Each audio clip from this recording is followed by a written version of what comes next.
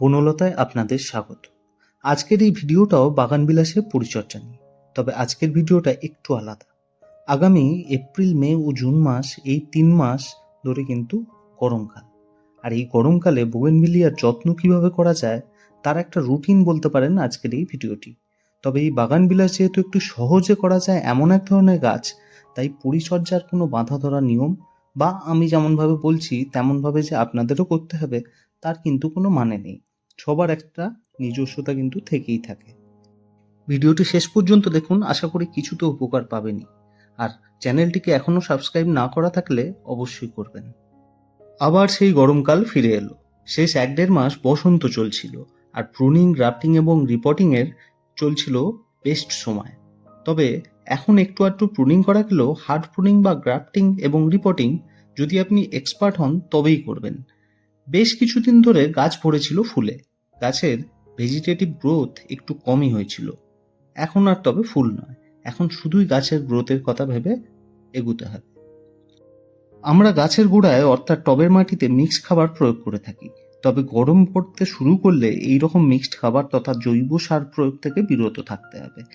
এই সময় টবের মাটিতে কেবলমাত্র প্রয়োগ করতে হবে একটা মাত্র সুপারফুড, আর সেটি হলো সর্ষে বা বাদামের খোল পচা তরল সার। এই তরল খাবারটি বছরের অন্যান্য সময় কিছু সমস্যা সৃষ্টি করলেও এই গরমকাল জুড়ে কিন্তু গাছের গোড়ায় দিলে তেমন কোনো সমস্যা যেমন হয় না, তেমনি গাছের ডালপালা তথা কাণ্ডের গ্রোথে কিন্তু একটা বিশাল অবদান রাখে। এই তরল খাবারটি 10 থেকে 15 দিন ছাড়া ছাড়া একবার করে টবের কিনারা বরাবর যদি প্রয়োগ করতে পারেন সেক্ষেত্রে অনেক সুবিধা হয়।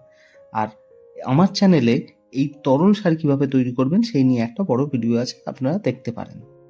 এবার এই খোল পচা তরল সার প্রয়োগের 4 থেকে 5 দিন পর গাছের পাতায় স্প্রে করতে হবে একটি ভালো অনুখাদ্য তথা গ্রোথ স্টিমুলেটর। বায়োভিটা এক্স বা সুপারসোনাটা আপনারা অল্টারনেট করে স্প্রে করতে পারেন। এছাড়া মাঝে মাঝে বিকালে যদি গাছের পাতায় জল স্প্রে করা যায় তাতে মাকড়ের প্রকোপ কমা, সালোক সংশ্লেষ বুস্ট হওয়া, এরকম অনেক উপকার কিন্তু পাওয়া যায়। এই সময় কাগজ ফুলের গাছে ফুলের সংখ্যা একটু একটু করে কমতে থাকে। যদি গাছে ফুল থাকে আর আমাদের উদ্দেশ্য যদি ওভারঅল গ্রোথের দিকে হয় তাহলে এই সময় গাছের ফুল কেটে দেওয়া দরকার। কিছু ভ্যারাইটিতে ফুল নিজে নিজে ঝরে পড়ে না, সেগুলোর ফুল তো পুরনো হলেই কাটতে হয়। এই সময় মাঝে মাঝে হিউমিক অ্যাসিডের জল গাছের গোড়ায় এবং গাছের পাতায় ইপসম সল্ট আপনারা চাইলে স্প্রে করতে পারেন। আরেকটা ইম্পর্টেন্ট কাজ হলো একদম অল্প অল্প করে প্রুনিং বা পিঞ্চিং। বেড়ে থাকা ডালের ডগাগুলো একটু একটু করে কেটে দিলে দেখবেন কিছুদিনের মধ্যে নতুন নতুন করে নোটস আসতে শুরু করবে। আর পরবর্তীকালে এইগুলো থেকেই কিন্তু গাছ একটা বুশি শেপ নেবে। আগের একটা ভিডিওতে আমি দেখিয়েছিলাম যে কিভাবে এই পিঞ্চিং বা ছোট করে প্রুনিং এর ব্যাপারটা করবেন। আর এখন দেখুন সেই গাছগুলোতে কিভাবে নতুন নতুন নোটস এসে গোটা গাছ সবুজ হয়ে উঠেছে।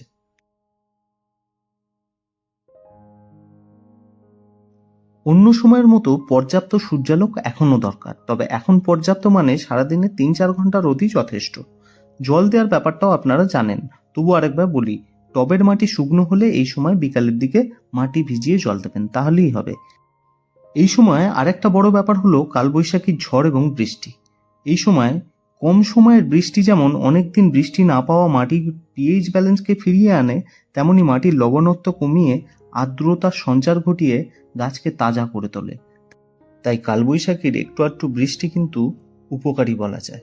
আর এই সময় ফাঙ্গিসাইডে কিন্তু তেমন কোনো প্রয়োজন পড়ে না। প্রয়োজন না পড়লে ফাঙ্গিসাইড ব্যবহার করে মাটির ক্ষতি এই সময় না করাই ভালো।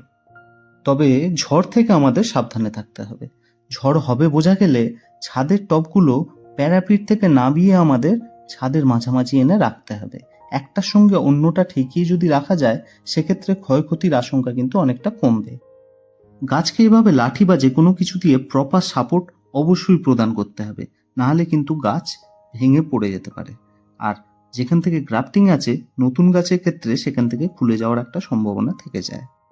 এবার বলুন ভিডিওটা কেমন লাগলো, আর এখনো যদি কিছু জানতে চান সেক্ষেত্রে কমেন্ট করতে পারেন। আর যদি ভিডিওটা ভালো লেগে থাকে লাইক এবং শেয়ার অবশ্যই করবেন। আর বনলতাকে সাবস্ক্রাইব করেছেন তো অবশ্যই করুন।